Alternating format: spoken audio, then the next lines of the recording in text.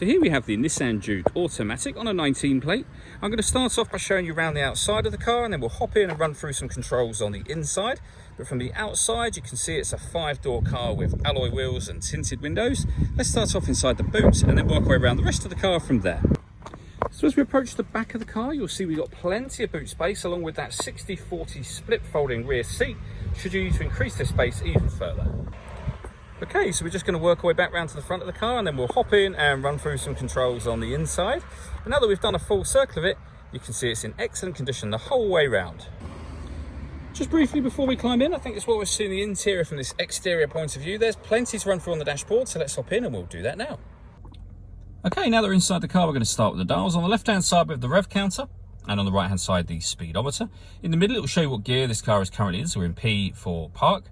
Above that, we've got the fuel gauge and coolant temperature gauges, and the total miles for this car, which are 13,476. If we back out to the steering wheel, on the left-hand side, we have stereo controls and phone controls. And on the right-hand side, cruise control and speed limiter, which you can then reset, and you can set the speed using this button just here.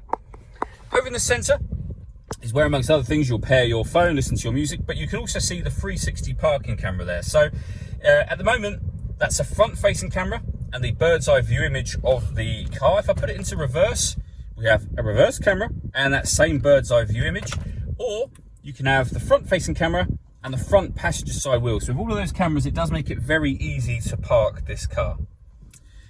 In terms of music, we have FM, AM and DAB radio. If you're listening to your own music, you can do that via auxiliary input, USB input, and you can stream your music wirelessly via Bluetooth audio as well. So plenty of ways to listen to your music in this car. And we have satellite navigation. There's a full video that shows how that works you can find on our website and also on our YouTube channel as well. Below that, we have the climate control for the car. So you can see you can set the temperature in that central section. The fan speed is adjustable here.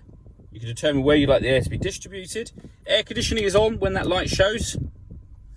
Or you can hit auto, and the car will now take control of the fan speed and the direction of the air to maintain the temperature that you've asked for.